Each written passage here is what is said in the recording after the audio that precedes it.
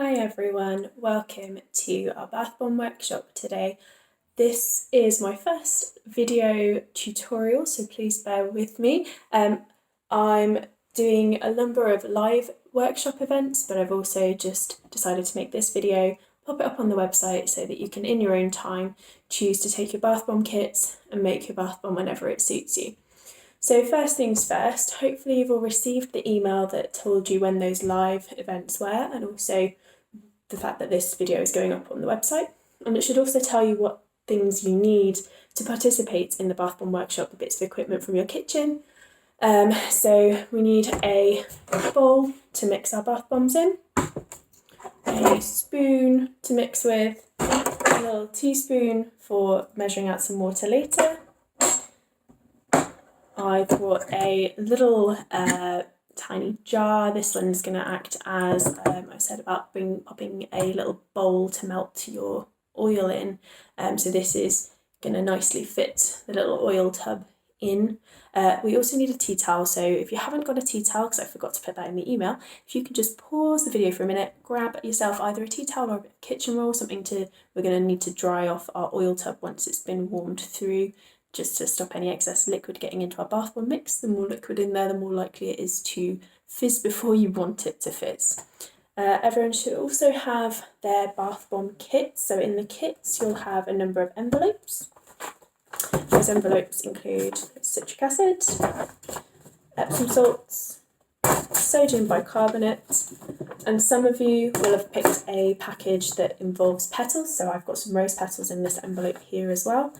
So those are your dry ingredients. We've also got a little tub here, so this is just a little silver, it looks like a lip balm tin. This one contains coconut oil, and if you chose one of the options with a colour, the colour will already be in here, and your scent is also already in here. You should also have a bath bomb mould, so you've got two halves of a sphere, so when you put them together we'll get a nice round bath bomb. Okay, so if you've hopefully boiled your kettle, here's one I boiled earlier, we're going to need that. This one's going to be, we're just going to use hot water from the kettle to melt the oil. Your oil should be nice and solid in this tub. If it's a bit warm in your house or warm outside with the sun, that has been happening a bit in the last few days, you might already have slightly melted oil, so just be very careful when you're opening your tub, hold it nice and level. So I've got a nice white oil mix in there because I've got the rose scented, so I don't have any extra colour in there. I'm going to pour a little bit of water into the bottom of your cup or jar. I've gone for a glass jar so I can see where the water line is. And the first thing we're going to do is pop that little tub just inside your glass. Mine's floating. And that will sit and slowly melt the coconut oil that's in there, but that's all it needs, just a little bit of warmth because it's a nice low melting point with coconut oil. Okay, so I've left the lid off so I can see how that's coming along. Mine's melting very quickly, it's already gone at the edges, hopefully yours will too. Feel free to pause this video at any point if you want to catch up on what I'm doing. So if you want to wait for your oil to melt first, that's absolutely fine, but we can carry on with a couple of other bits while we're letting that do its thing. So I can choose when I want to put my petals in. If you've got petals in yours, you can either have them on the outside of your bath bomb or you can have them running through the mix. I'm going to put some on the outside because I want to be able to see them embedded in the edge of my bath bomb. So I'm going to open my rose petals first. I'm going to take a nice big pinch of rose petals and 1/2 of my bath bomb mould. Maybe. I'm going to try. I'm just going to sprinkle a few in the bottom there so that those petals will all end up embedded in the outside of my bath bomb. So pop that aside for now. Don't need that again just yet, not until we've mixed up our ingredients.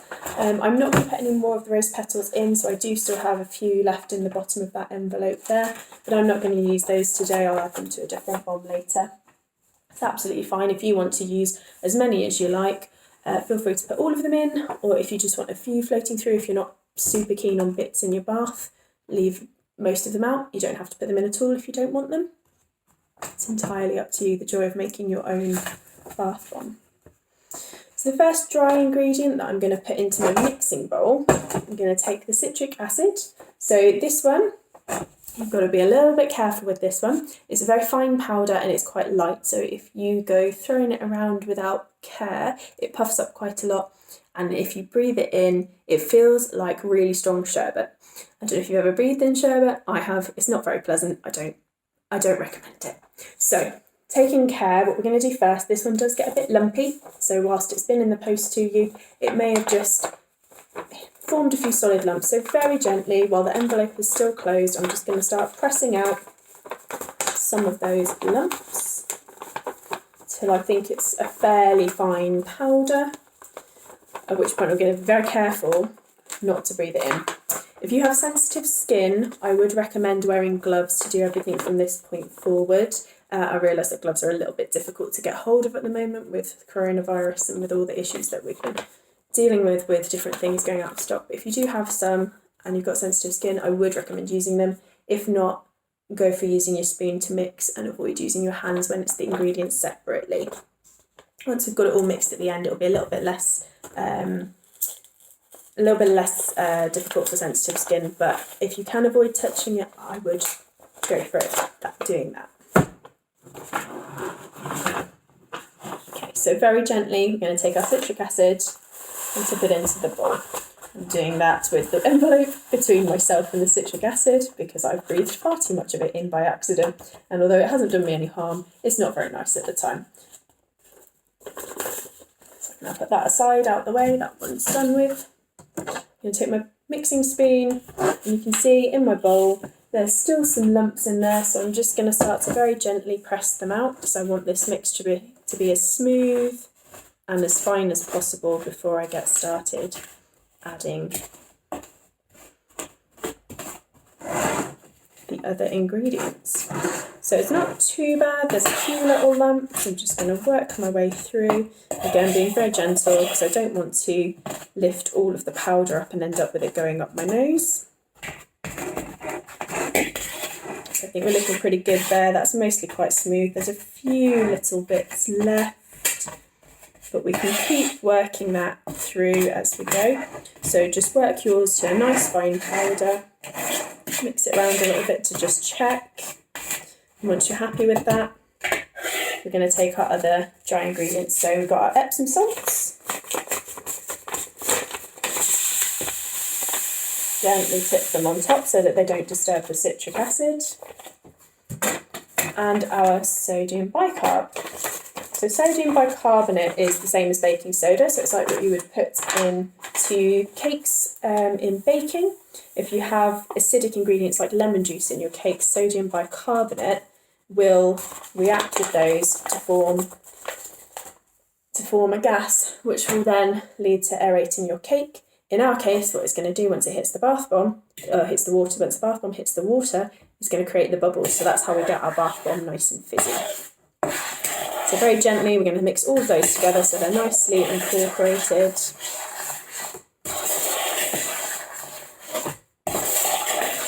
And again, just make sure that you're working out any of the big lumps in the powder so that our bath bomb mixture is nice and smooth at this stage.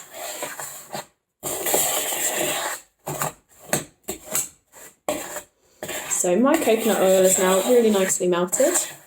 Hopefully yours is at the same stage.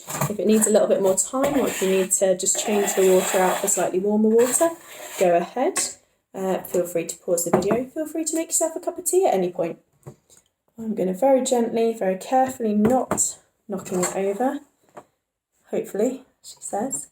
I'm going to take that one out, pop it on my tea towel, and we're done with that one for the minute. That can just go over here. I'm just going to dry off the bottom of the tin, because once the water hits this, it will start to fizz and it will start to react. We don't want any water dripping off of our pot into our mixture. We just want the oil. So the oil shouldn't cause any fizzing. So the way that we're going to mix it through best as we can is we're just going to drip it all around and about, all over the top of the mixture. So you'll now have your oil on top, and again, mix it nicely together all the way through. and you should start to find that you're starting to get a little bit of the mixture's starting to come together. My oil has immediately solidified again in there, so I'm just going to press the back of the spoon against the lumps of oil and against the lumps in my mixture, just to work it through and start to bring that mixture together. So it's not so much of a fine powder at this stage.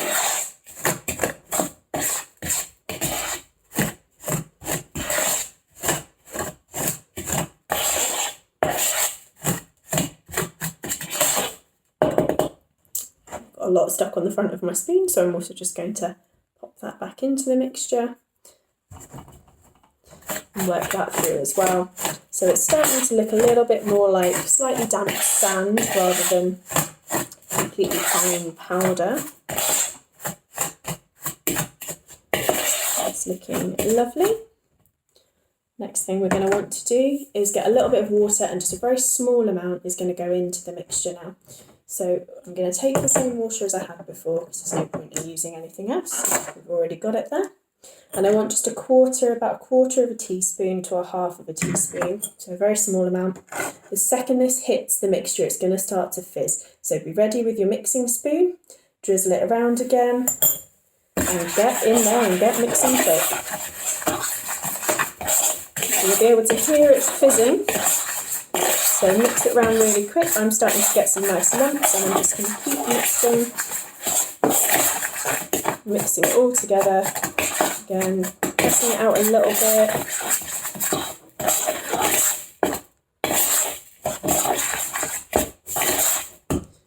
And if I take some of the mixture now and press it in my hand, I can just check at what stage it's at. So it's starting to hold its shape just a little bit, but it's still falling apart quite a lot. So I'm going to just add a very tiny amount more water into my mix. So a couple of drops, about 3 or 4 drops. And again, really quickly get it mixed up again.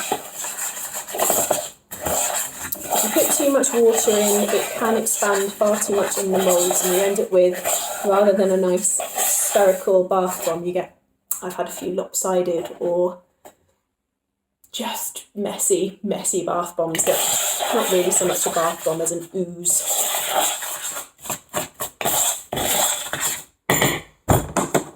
Just going to check it again, and we're starting to get just a little bit holding together again in the mixture. You can see it's starting to form a shape there. So I'm happy with that's ready to go into the moulds. So I'm going to take first of all the mould that has the rose petals at the bottom. And I'm just going to spoon in enough mixture to fill it, trying not to do exactly what I just did and move all the rose petals off to the side. So I just try and squeeze those back to where they were. Enough mixture in to just fill that mould there, and then I'm going to very gently press it down into the mould and refill it so it's just slightly more than flush to the surface. So we're going to need that little extra bit of mixture there to stick the two halves together and create our sphere. Same in the other half, but we don't have the petals in this one. And what I should have mentioned before, this was if you did want to put your petals in, pop them in before you start putting them in the moulds and mix them through.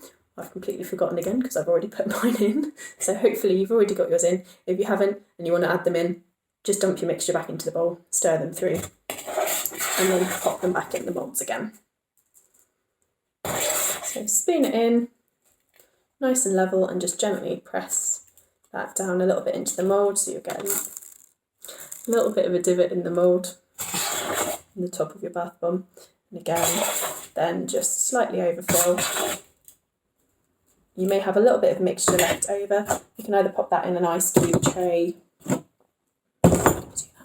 either pop it in an ice cube tray or some other kind of mould that you have handy at home, or pop it straight in the bath as it is. Squeeze it together in the bowl. But to get our sphere mould, we're now ready to pop these two together, and it's just as simple as pushing them together, trying to line it up nicely, and then squeezing them nice and firmly together. So you can see my petals in the front there. I'm just going to turn it slightly so that we lose some of the excess. And then that, I'm going to pop in something to hold it upright over to the side. I'm going to put that somewhere nice and safe for about 3-4 hours at least to overnight while it dries. And that is now one very nearly complete bath bomb. It just needs some time to dry out. So go away, carry on with your day, come back to it in about 3 hours, and hopefully the top of the mould should just come away. I'm going to leave it in the mould because sometimes they do expand a bit as they dry. So you want to keep that mould on there so that it keeps its shape nicely. And you should have a nice dry bath bomb in a few hours. If it's not dry yet, pop the mould back on, put it aside again and leave it for another few hours and check it again later. You don't want it knocked because otherwise you may end up with your bath bomb sliding sideways. So put it somewhere nice and safe for a few hours and then check it later.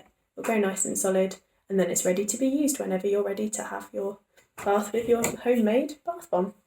Thank you for watching. Hopefully it was useful to you and I hope you've enjoyed making your own bath bombs. Thank you and see you later.